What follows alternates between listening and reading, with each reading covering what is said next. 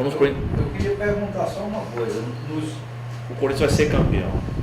Não tinha nem dúvida. 2 derrotas só, isso é besteira. Não tinha nem dúvida. 7 pontos de vantagem, ó. Mesmo perdendo, ele tá lá na frente. Olha, nos textos que Irmã Cida leu, Irmã Cida leu em Marcos. Ele leu 2 textos que contam a mesma história. Sim. Por que no de Marcos não disse que Jesus estava dormindo? Porque em Marcos tem 2 vezes. Ela leu Marcos 6 e ele leu Marcos 4. Ele leu em Lucas e Mateus. Eu fiquei aqui, ó. Mas tem Marcos 4 também. Marcos 4 aí diz a mesma coisa? É outra história muito parecida. Jesus também acalma uma tempestade. Entendeu? Ela vem do milagre do pão. Né? Fiquei aqui, ó. Ficou ela leu a segunda tempestade. Ele leu a primeira. Isso é uma confirmação de um apóstolo para outro. É a mesma história? Não, são 2 histórias. É porque em Marcos existem as 2. Certo. Mas Mateus e Lucas só registram a primeira. A primeira, certo. E tava, porque quando ele leu, eu acompanhei tudo e estava dizendo que Jesus estava no barco. Sim. O texto de Irmã Cida, Jesus não estava no barco, ele vai depois. Hein? Parabéns, muito atento, Pedro, muito atento. Parabéns, é isso mesmo. Olha, tem coisa que dá pra gente até fazer uma harmonia dos evangelhos. Como essa, né? Que tem 2 histórias. Mas tem coisa que não dá, não. Tem coisa que é nó, viu? Vou dar uns exemplos para vocês. Para deixar vocês com nó. Nesse nome que diz Eu não consegui ainda. Vou estudar para, talvez, não diga ninguém. Eu estou dizendo que eu não consegui ainda. Por exemplo, tem a passagem que a mulher pecadora derrama perfume em Jesus. Aí tem um evangelho que diz que é na cabeça e tem outro que diz que é nos pés. Aí tem gente que quer juntar dizendo, foi da cabeça para os pés. Um banho. Mas não foi, gente, porque eles não comiam, lembram? A mesa deles não era como a nossa, de comer que as pernas estão debaixo da mesa, né? Vamos falar para o pessoal que está chegando para esse curso agora, eles comiam inclinados, reclinados, eles deitavam no chão, ficavam apoiados com o braço direito no chão, a mesa era bem baixinha e com a mão esquerda eles comiam. Então, a mesa era assim, no chão, assim mesmo.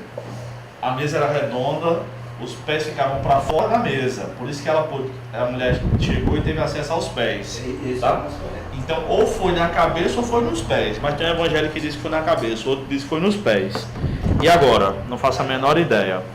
Tem erro aí? Não tem erro, mas não sei explicar não, porque eu não creio que tenha erro na Bíblia. Ou ela botou um pouquinho no pé ou na cabeça, né? Não sei se foram 2 eventos, entendeu?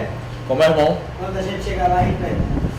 Talvez a gente já descubra aqui, mas é difícil, né? Por exemplo, a negação de Pedro, tá? Esse é mais difícil ainda. E eu estou estudando esse, mas a conclusão que eu chego, o pessoal não gosta muito não. Até agora só minha esposa que gostou mesmo, assim, não ficou com raiva de mim. Mas geralmente os alunos ficam chateados. Não posso fazer nada. Deixa eu explicar. Quantas vezes Pedro negou a Jesus? 3. 3 vezes. Jesus disse, antes que o galo cante, quantas vezes me negarás? 3 vezes. Certo. Se você fizer uma tabela simples, botando assim, por exemplo,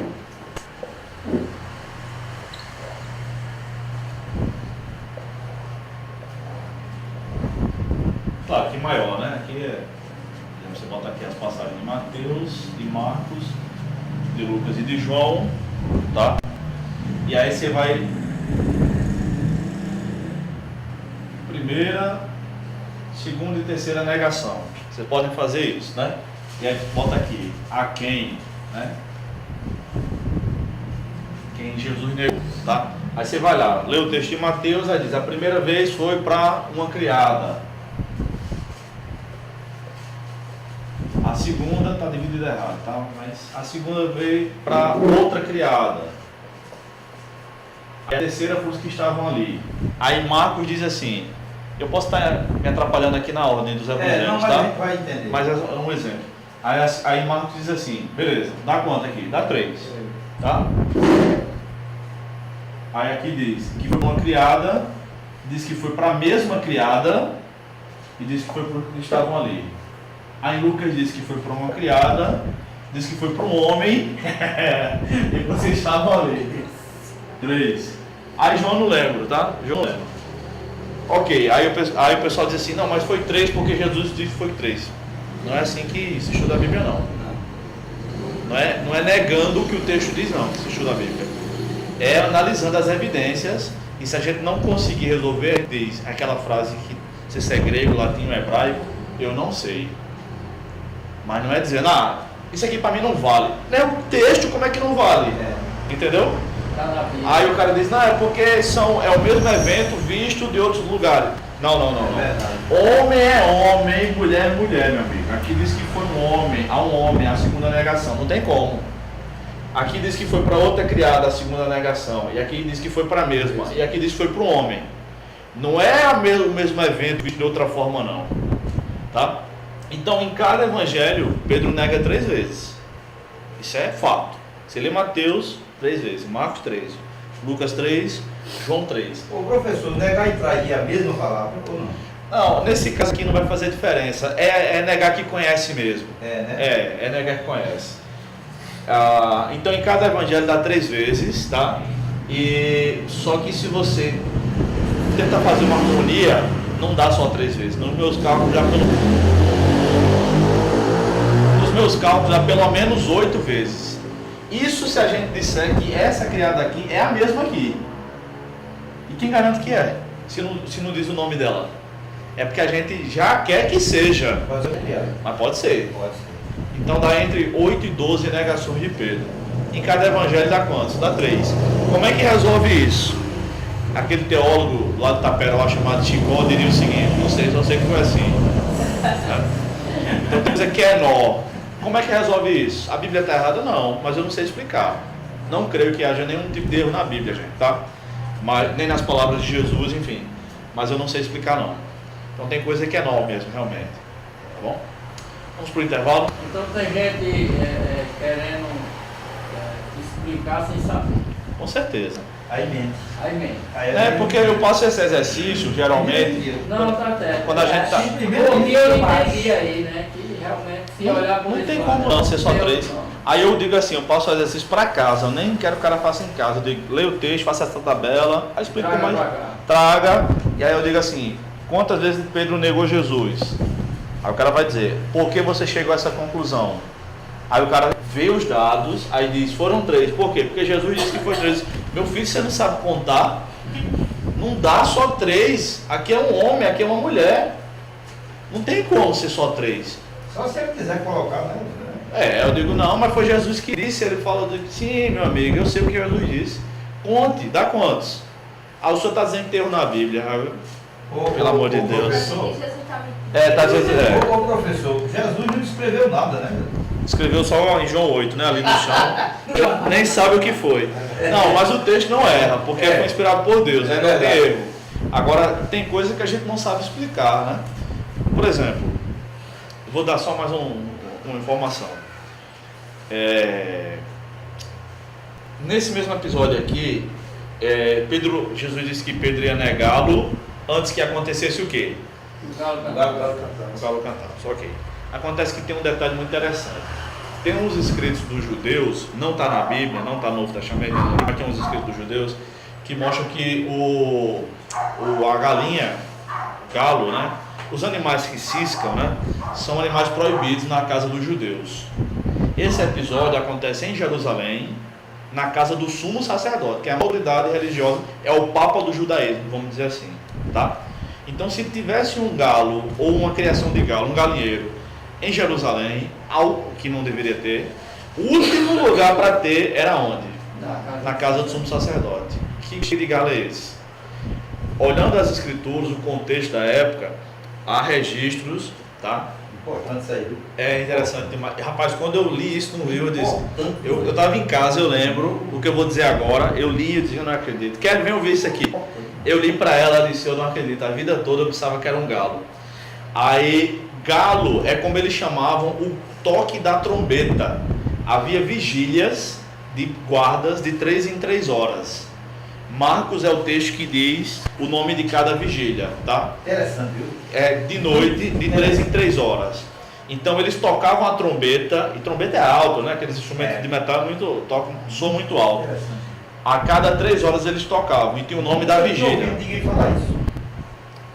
Eu também não, até ler esse livro. Aí eu fui ver em outras fontes e é verdade. Aí quando era de meia-noite às 3, era chamada Vigília do Canto do Galo. Porque terminava já perto de amanhecer, perto das 4 da manhã já está clareando ali, né? Então era chamado Vigília do Canto do Galo. Daí a Igreja Católica tem a missa do Natal que chama Missa do Galo. É no Natal ou no Novo? É no Novo, né? Que começa de que horas? Começa de 11h30, quando dá meia-noite é que tem aquele... Por causa da Vigília do Canto do Galo, que era em Roma, da passagem. no Império. Então em Jerusalém eles tocavam a trombeta, que era para troca de guardas na cidade toda. O cara ia dar aquele cochilo e chegava outra tropa. Outra, não sei se chama tropa, chegava outro povo aí, né? Aí, Mateus, Lucas e João dizem assim: antes que o galo cante, 3 vezes me negarás. Só que quem ajudou Marcos a escrever o evangelho foi Pedro. Então em Marcos tem um detalhe a mais, que diz assim: antes que o galo cante 2 vezes, 3 vezes me negarás.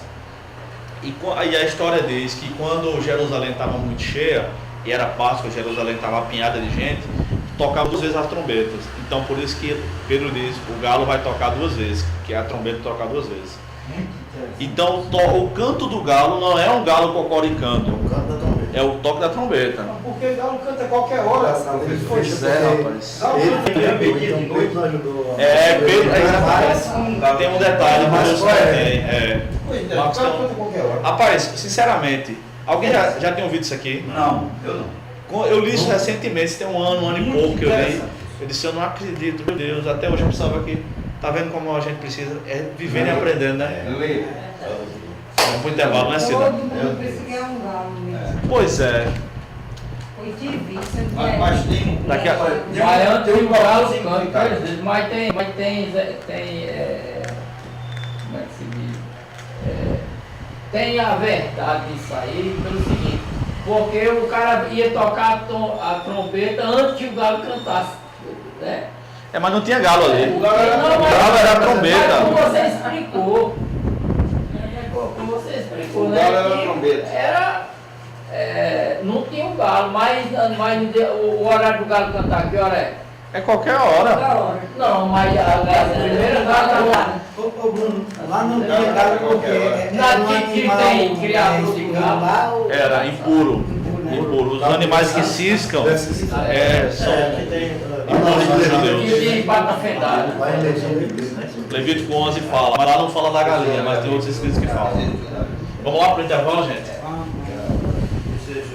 Hoje tem lanche, tem? Tem.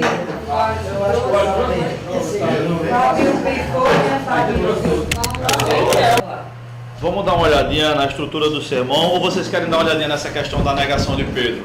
Negação de Pedro. Então vamos lá. Sem a gente. Vamos lá. Está aqui. Mateus. Tá?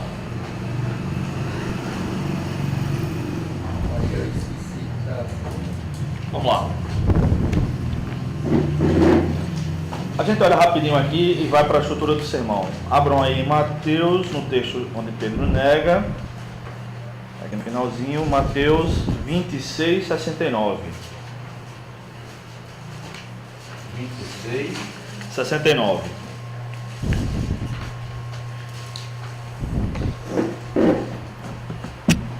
Hoje faltou Thiago, Fabinho, Eva, Fernando. Falta o Fernando ainda a pregação, né? Falta. De Eva também, né? A primeira, né? 69. Vamos lá. Pedro estava sentado do lado de fora, no pátio. Uma criada aproximou-se dele e disse: tu também estavas com Jesus o Galileu. Mas ele negou diante de todos, dizendo: não sei o que estás falando. Então, primeiro foi para uma criada. Primeira negação. 71. Dirigindo-se ele para a entrada, outra criada o viu e disse aos que ali estavam: este também estava com Jesus o Nazareno. E jurando, ele negou outra vez: não conheço esse homem. 71 É. Outra criada. É outra, é a mesma, hein? Não, é outra. 73. Pouco depois, os que estavam ali aproximaram-se e disseram a Pedro: certamente tu também és um deles, pois o teu falar te denuncia. Era por causa do sotaque, entendeu? A região era diferente.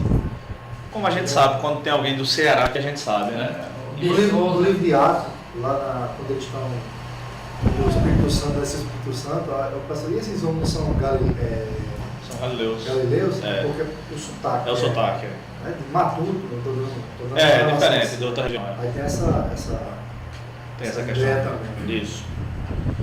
Ele começou a proferir maldições e a jurar não conhecer esse homem, e imediatamente o galo cantou. Ok, então ele negou aqui a terceira vez dos. Vou colocar os que estavam ali, tá? Duas canetas no livro? Vocês querem uma caneta aí? Seria bom. Porque ele me carregou a minha. Vamos para Marcos. Que é meu seu. Inclusive as dívidas. Só as dívidas mesmo. Também. Tem que compartilhar com Marcos 14, só Deus não sabe. 66. Medo do rio.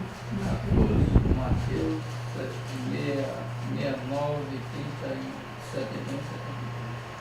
71. Marcos 14, 66. Pedro estava na parte de baixo, no pátio. Então chegou uma das criadas do sumo sacerdote. Vou esperar aqui, se vocês não... É para ler todo mundo junto, senão não dá certo. Marcos 14, 66.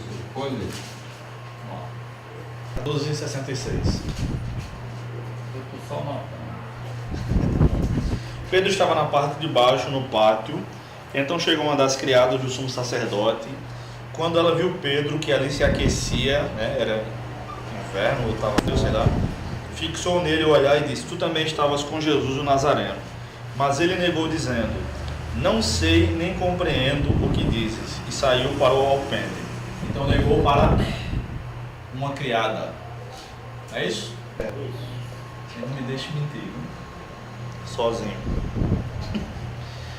69. Quando a criada o viu, começou de novo, ou seja, é a mesma pessoa, né? A dizer aos que estavam ali: esse é um deles. Mas ele negou outra vez. Então é a mesma criada. Já começa a dar problema aqui.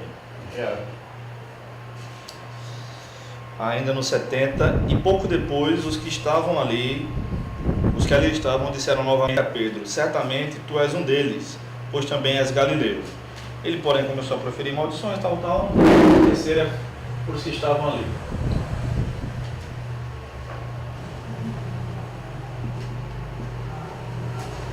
Ok?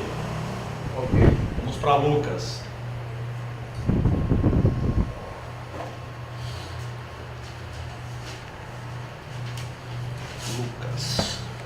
Lucas é um nome bonito, né? Para um filho. Mas tem que ser médico. Só me acho engraçado agora.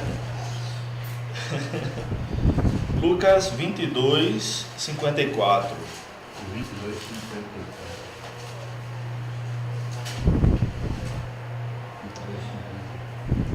Diz assim: então, prendendo, levaram-no para a casa do sumo sacerdote, e Pedro os seguia de longe. E acenderam uma fogueira no meio do pátio e sentaram-se juntos. Pedro, chegando, sentou-se entre eles. Então uma criada o viu sentado perto do fogo, fixou os olhos nele e disse: este também estava com ele. Mas Pedro negou, dizendo: mulher, eu não o conheço. Então foi para quem, gente? Mulher. 58. Dali a pouco, outra pessoa o viu e disse: tu também és um deles. Mas Pedro falou o quê? 58, gente. 58. Paulo, não sou um homem. Homem, não sou. Não sou.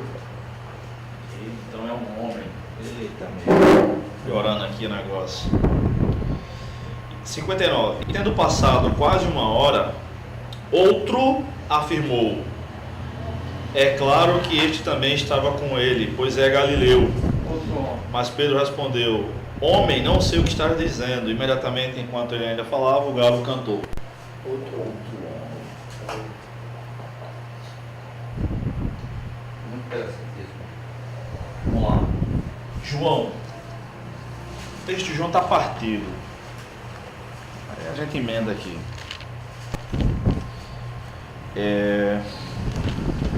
João 18, João 18, 15. 18, 15.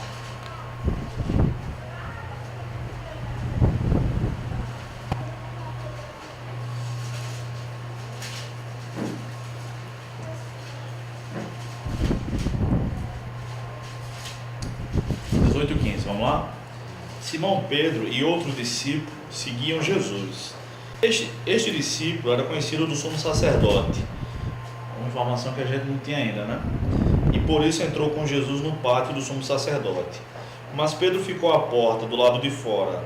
Então outro discípulo, conhecido do sumo sacerdote, saiu, falou à criada que cuidava da porta e levou Pedro para dentro. Então a criada que cuidava da porta perguntou a Pedro: tu também não és um dos discípulos deste homem? Ele respondeu: não sou. A primeira negação foi para criada. Criado.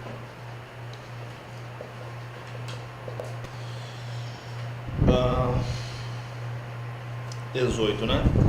Estavam ali os servos e os guardas, os quais haviam acendido uma fogueira e se aqueciam, pois fazia frio. Pedro também estava ali em pé no meio deles, esquentando-se. Então o sumo sacerdote, aí tem um intervalo aí no texto, tá? Mas vamos ler. Então o sumo sacerdote passou a interrogar Jesus acerca dos seus discípulos e de seu ensino. Jesus lhe respondeu: eu lhe falei abertamente ao mundo. Eu falei abertamente ao mundo. Sempre ensinei nas sinagogas e no templo, onde todos os judeus se congregam. Nada falei em oculto. Por que me interrogas? Pergunta aos que me ouviram o que lhes falei. Eles sabem o que eu disse. Tendo dito isso, um dos guardas que ali estavam deu uma bofetada em Jesus, dizendo: é assim que respondes ao sumo sacerdote? Jesus lhe respondeu: se falei mal, mostra esse mal, mas se falei o que é correto, por que me agrides? Então Anás enviou amarrado a Caifás, o sumo sacerdote. Simão Pedro, aí retoma a história, né? Ainda estava ali, esquentando-se. Perguntaram-lhe então: tu também não és um dos seus discípulos? Mas ele negou, dizendo: não sou. Então, eu vou colocar a mesma coisa que eu coloquei em Mateus e Marcos, né? Perguntaram mais de quem? Se foi um. Estava ali. Peraí, gente, eu pulei uma. É João. Não, está correto. Não, eu estou dizendo uma negação, não, né? Essa é a segunda, né? Então, eu vou botar os que estavam ali, tá? É, porque você vai ter outra negação.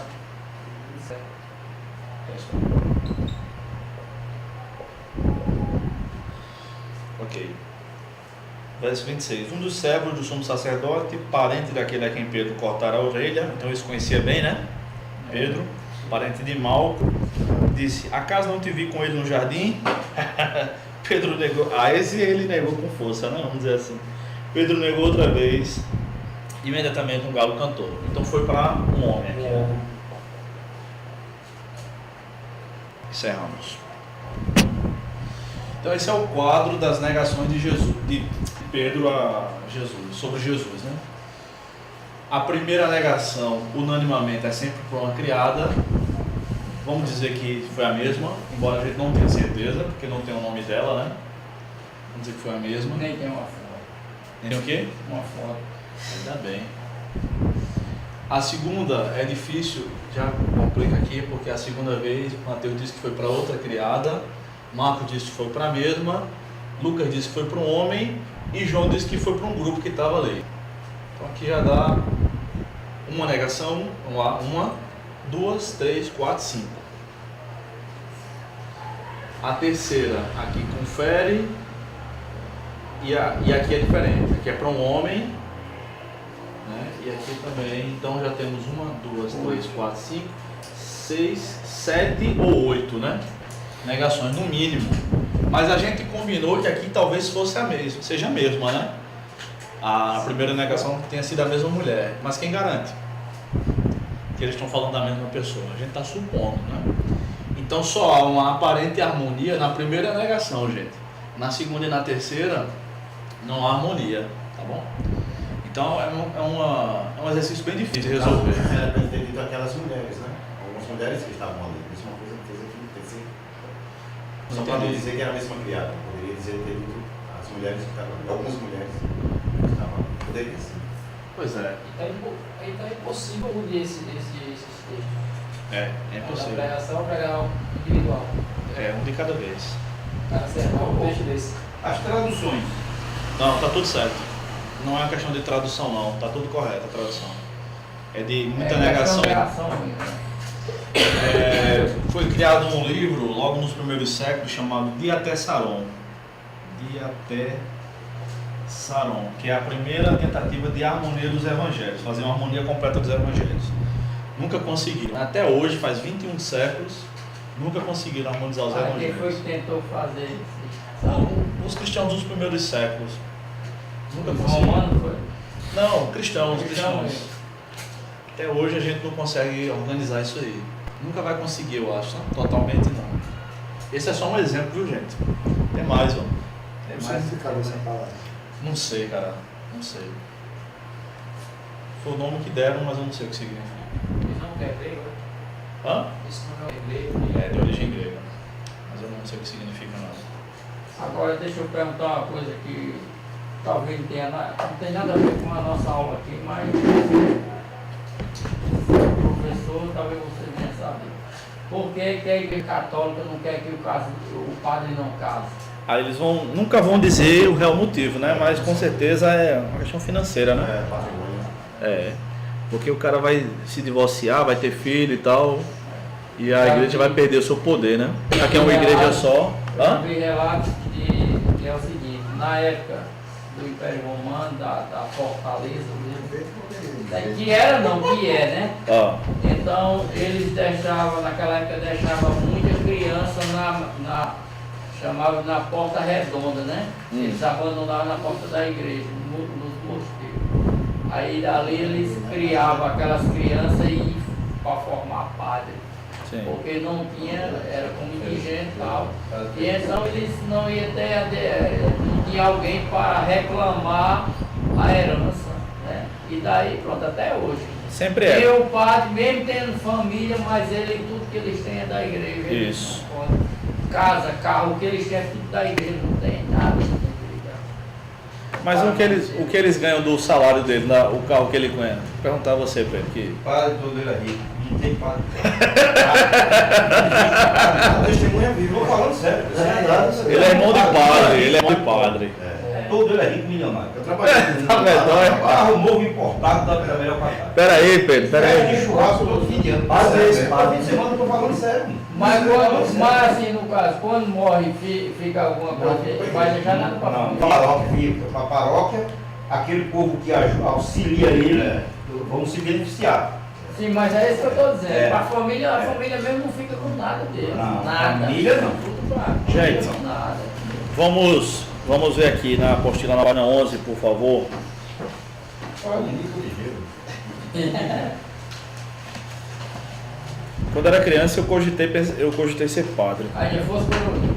Não, eu fiz o catecismo ainda. Não deu não, porque eu me converti muito cedo. Enfim, eu ia para as novenas, né? Eu gostava. Só ia aquelas velhas e eu.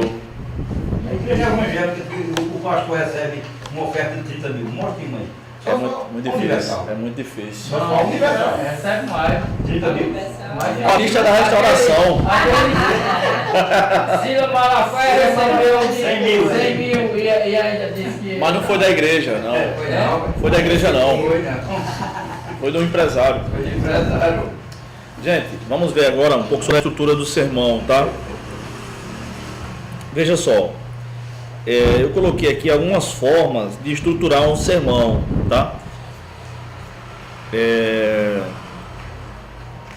Por exemplo, a primeira forma é a que eu particularmente venho tentando fazer, tá? Primeiro, a escolha do texto bíblico, tá aí na apostila, tá? O que é que eu vou pregar? Que passagem eu vou pregar, tá? E a pregação é a explicação da palavra de Deus, né? É a explicação. A gente interpreta a Bíblia explica e aplica, mas são cenas dos próximos capítulos. Tá? Então eu escolho o texto, às vezes o tema já é dado, né, ou o texto, vem pegar aqui sobre tal tema, tá bom? É problema quando o tema é errado. Se for uma pessoa amiga, aí eu converso, né? Mas isso, graças a Deus, é muito difícil de acontecer. Mas se não for, às vezes é um tema que não dá nem para pregar, sabe assim? É tão difícil que eu não consigo, aí eu prego mais próximo que eu consigo. Professor, Já mudei muitas muitas vezes. Tem vezes. gente que prega, tem pregador que vai pregar, o tema é uma coisa e ele fala outra. Como é que fica isso? Complicado, né, meu? Isso é uma falta de educação, né? Que a pessoa não foi convidada para falar sobre A, porque vai falar sobre B e C, né? Mas ele diz assim, chega lá e diz, foi Deus que mandou ele mudar, falar aquilo. Foi não, ali, aí foi como é não. que fica? Foi Deus não. Se foi Deus, tudo, a gente vai perceber se foi. Tá certo. A gente vai perceber. Eu já vi muito É? isso. Às vezes é porque o cara não sabe, não se Aí preparou, ele foi Deus. chega dando desculpa, aí é muito fácil botar a culpa em Deus, né? Muito fácil. Então a escolha do texto é essencial, é claro, né? E a gente pode escolher um texto bíblico para pregar de diversas maneiras, né? Pode ser sugerido, mas se for a sua igreja, no caso, para o pastor é mais difícil, sabe? Vou dizer por quê? Porque ele tem que pregar muitas vezes. Eu tive um aluno que pregava 2 vezes por dia. Então, quando eu comecei a falar sobre a estrutura do sermão, ele disse, como é que eu vou fazer isso? Eu prego 2 vezes por dia, todos os dias da semana. Eu disse, foque no domingo. Pregue de maneira mais simples, que não tem como você pregar de maneira profunda todos os dias, 2 vezes por dia, e estude mais para o sermão de domingo à noite, que é onde a maior parte dos irmãos vai estar na igreja, né? Então se dedique, vai trabalhando um pouquinho todo dia para o domingo, e você pode fazer sermões devocionais, mais devocionais ao longo da semana, enfim, mas é complicado, tá? Mas desses cargos na igreja, qual que você acha que é mais assim, difícil da pessoa exercer? Zelador. Isso é o mais fácil. Esse é o mais Pra mim não sei lavar banheiro. Esse é o mais fácil. Eu lavo o resto, não sei lavar. Eu acho que é o pastor. É. Eu acho. Não, tudo bem. Eu tô falando assim, braçalmente falando, é o mais difícil, eu acho, que o zelador, sabe? Eu sei. Até porque tem igreja que tem um povo muito chato. Tem. Ele joga o papel no chão e diz, cadê o zelador para apanhar? É. Eu já vi muito isso, né? É. Mas realmente não é fácil ser pastor, não. Eu não sou pastor, mas eu imagino que não seja fácil. Porque tem muitas pressões na igreja, né? Tem as pressões das famílias e tal. Ele faz o quê? Agrada um, agrada o outro. Não pode agradar nenhum nem outro, né? Não. Enfim, é muito É complicado. chato mesmo. Agora, se fazer um negócio desse perto de mim, Bruno, aí eu dou uma resposta bem bonita. Eu Pois Eu é. já fui zelador daqui. Mais fácil. É chato Não, mesmo. mas se eu ver, eu dou. E você não tem empregado aqui, não. Escuta aí o que aconteceu. Já fui Você zelador deve daqui, fazer né? na sua casa. Aí chegou um irmão, né? A filha dele sentou em esse bancão de madeira que tinha. Aí tinha um preguinho assim pra cabecinha. Pegou na sala dela, arrancou um pedaço. Fez um buraquinho. Cadê o zelador? Bem perto. Aí o zelador foi. Aqui, não. Prega aqui, ó. Esse o William foi buscar um negócio para bater, um pedaço de pau para ver se ele não entrar mais. Tá bom. Então, O cabo embora muita puxa. é complicado, né? Então, Ser humano, né? pois é, a escolha do texto, tá? Deve ser feita em oração.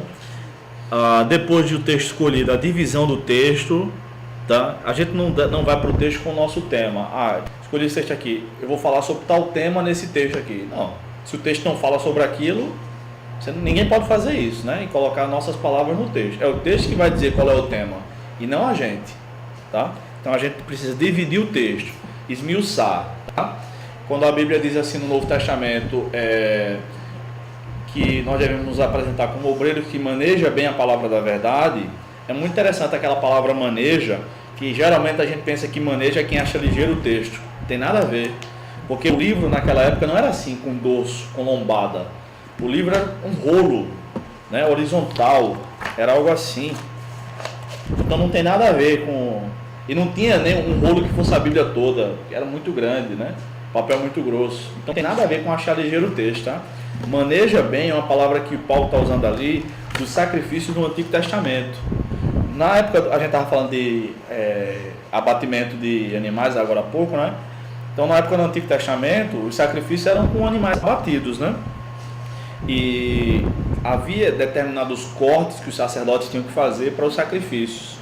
Essa palavra, para essa separação das partes dos animais, é a que Paulo usa aqui em 2 Timóteo, é 3,15, né? É 2,15, né, essa passagem? Abram aí, por favor. 2 Timóteo 2,15.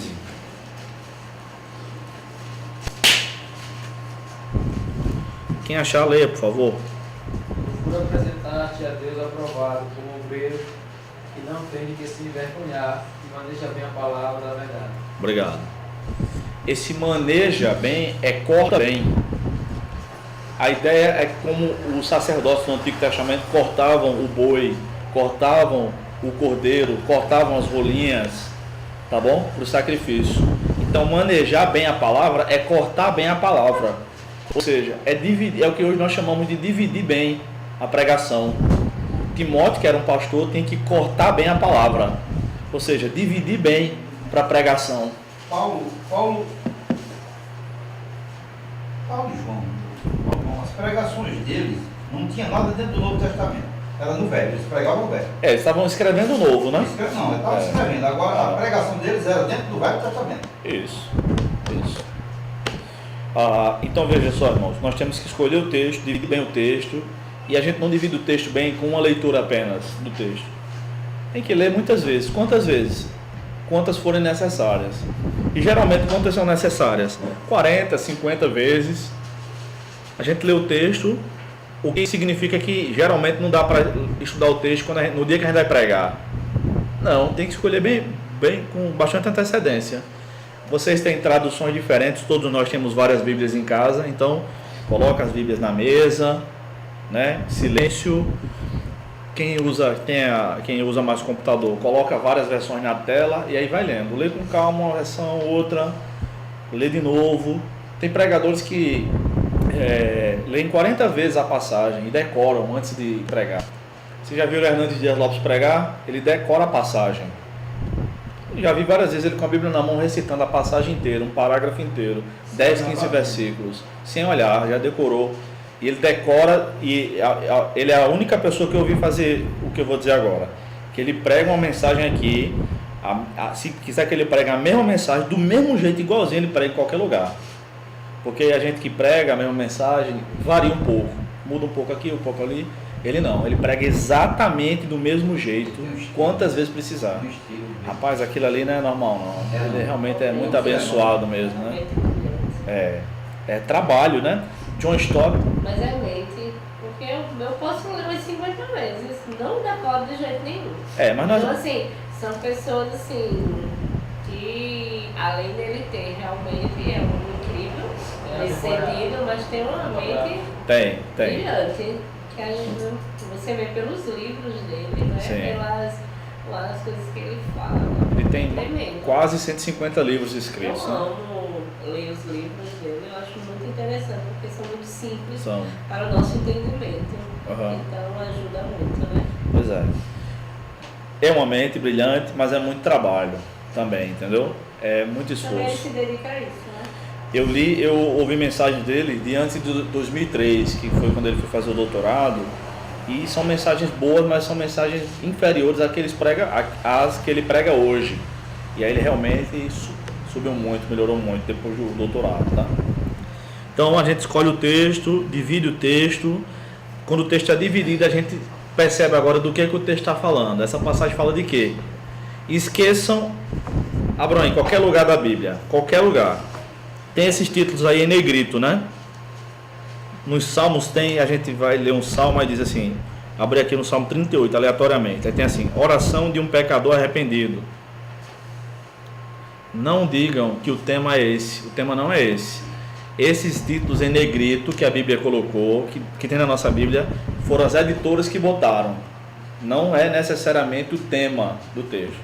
Com exceção de vocês que já fiz essa pegadinha com vocês aqui, já fiz essa pergunta, os que estão começando agora no curso de pregação, O que significa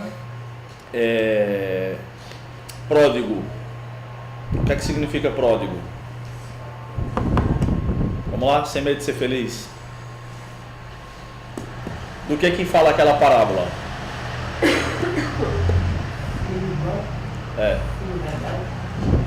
Não é rebelde. É o que volta? Também não é. Alguém quer arriscar? Você arrepende? Também não. Pródigo é gastador. Gastou tudo. Gastou tudo, foi novo. Então o título que deram, que tem lá em negrito, Parábola do Filho Pródigo, está errado. Tem nada a ver. Porque a ênfase da parábola não é porque ele gasta tudo, é que ele volta. Por isso que geralmente a gente pensa que pródigo é o que volta. Parabéns. Que a gente entendeu o sentido da passagem. Mas a palavra pródigo não é isso. Pródigo é gastador. Então esse é um título que a Sociedade Bíblica botou aqui na nossa Bíblia, mas está errado. Então não atentem para o título em negrito na Bíblia. Examine o texto, divida o texto e o tema vai surgir dessa divisão, tá? Número 3. Eu coloquei, é o TTT, né? O tema, o tempo e o texto, a leitura bíblica. O tempo é fundamental, tá? Se derem 10 minutos para vocês pregarem, vocês têm que pregar em 10 minutos. Mas se derem 40, aí fiquem mais à vontade. O exemplo maior para mim é Enéas. Com 15 segundos, na primeira campanha em 89, Flavinha não era nascida ainda, o resto já era, ele dizia tudo que o Prona tinha como proposta. O Prona era o partido dele, né? Em 15 segundos. Em 93 ele tinha mais tempo. Era 1 minuto e 15, se não me falha a memória, 1 minuto e 25. E aí ele falava com mais calma, dava pra falar tudo. Mas aí em 15 segundos, Enéas tinha um poder, ele era professor de matemática e de medicina e era formado em engenharia também. O cara desse não é normal. Não é normal, né? É meio perturbado, né? Mas ele tem um poder de síntese fantástico, profundo. Tem muitas explicações dele, né? No YouTube e tal. Um professor excelente, excelente mesmo. Então é preciso que vocês tenham isso em mente aí. O TTT.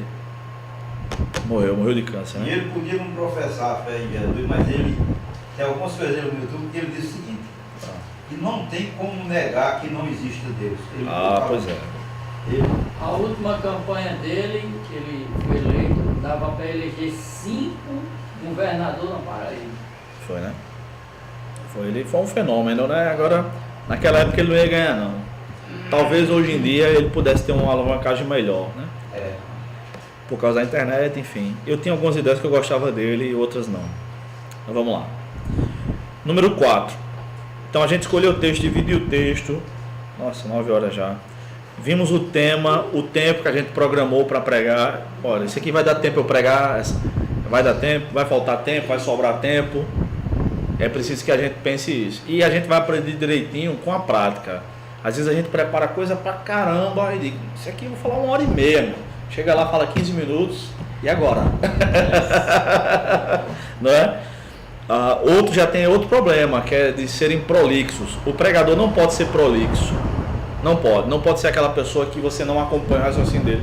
Não aguenta acompanhar o raciocínio de fulano meia hora, que ele vem para cá, vai para lá, volta, eu não sei o que quis dizer.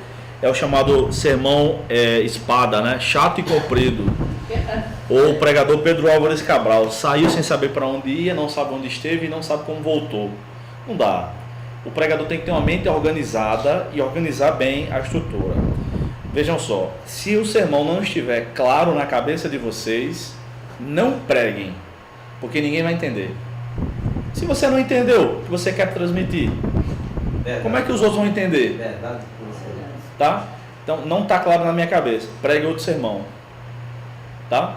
Pregue outro sermão. Eu não entendi o que essa passagem quer dizer. Então não vai pregar, né? Pois é, eu não entendi, como é que os outros vão entender? Como é que funciona isso? Depois disso é que a gente vai para as partes do sermão, para as partes, como diria pré-textuais, né? A introdução.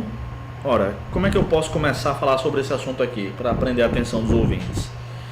e nós vamos ver cada uma dessas partes na próxima aula, tá? A transição da introdução para o texto. A introdução eu geralmente sugiro que seja o mais breve possível, tá? O desenvolvimento é o sermão propriamente dito, são os pontos principais, né? Em primeiro lugar, em segundo lugar, quantos pontos um sermão deve ter? Quantos o texto pedir? Eu lembro quando era criança, eu tinha uma vontade de aprender a dirigir carro, né? Aprender a dirigir carro. Aí uma vez eu perguntei ao meu tio assim, ele não foi claro não com a explicação dele, mas eu perguntei, quando é que o senhor sabe a hora de passar a marcha? Eu tinha assim uns 10 anos mais ou menos, ele disse, quando o carro pede. Lascou. Como é que bexiga o carro pede? Como é que o carro pede marcha, né? Ah, meu Deus. Quando o motor, a gente percebe que o motor está quase, né?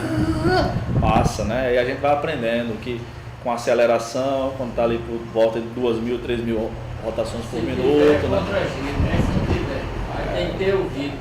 Aí, enfim, mas quando o carro pede é complicado, né? Perguntar no ele me responde isso. Quando é que é para passar a marcha? Quebrei os pés, as pernas de muita gente aqui, né? Eu não entendi. Eu vou explicar. Vamos lá. Olha, quando ele pedir, você passa. Pronto. Aí ela passou o dia todinho lá esperando o carro pedir, o carro não pediu. Então, o sermão propriamente dito, gente, é o ponto 6, tá? Que são as divisões principais, maiores e menores, com as aplicações. É o seguinte, voltem aí, deixa eu ver, voltem aí para a página 9, por favor. Eu quero que vocês deem uma estudada nesse sermão aqui, da página 9 em casa, tá? Olha, o tema é lutando contra a preguiça, é um sermão temático. Essa é a pior coisa. Tá? Mas esse pecado é o mais fácil, porque a partir desse pecado a gente não comete muitos outros, né? Tô com preguiça de pecar, tô com preguiça. Tô brincando, viu, gente? A gente não se brinca com pecado, não façam isso não. Não tente fazer isso em casa, né? Mas vamos lá. Então vejam, é um sermão textual, temático. E aí eu coloquei a introdução, né, para me dar um norte aí. E esses pontos 1, 2 até o 6 são as divisões principais. E em cada uma das divisões principais eu coloquei 3 divisões menores, que eu chamo não pelos números, mas pelas letras A, B e C. Tá vendo? Então, o meu objetivo nesse curso é fazer com que vocês estruturem um sermão desse jeito aqui. Um sermão desse a gente prega em meia hora. Eu prego no tempo que você me der. Pregue em 10 minutos, eu prego. Pregue 6 pontos? com 6 pontos. Eu sou objetivo, amigo. Não morro, não. Acabou o primeiro ponto, acabou. Vou pro segundo. Tchau. Se me der 10 minutos, eu prego esse sermão. Se me der 1 hora, eu prego também. Tá? Bem, eu tenho muitos defeitos como pregador. Tenho muitos. Eu vou dizer alguns mais pra frente. Mas eu acho que essa é a minha principal qualidade, a objetividade. Bem, e aí voltem para a página 11, conclusão. Conclusão realmente é o último mesmo, né? É o fechamento. Então essa é a estrutura do sermão que eu vou trabalhar com vocês. Mas eu coloquei a estrutura do sermão de Karl Lackler, que ele fala em 4 pontos. Coloquei na página 12 a estrutura do sermão de John Stott. E de Lutero, Martinho Lutero, aí, século XVI, que são 9 pontos, tá? Mas aí é mais sobre o pregador do que sobre o sermão propriamente dito. Nós vamos ver isso na próxima aula, querendo Deus, tá bom? Bem, Deus abençoe, boa semana a todos e até mais. É difícil. É difícil, cara.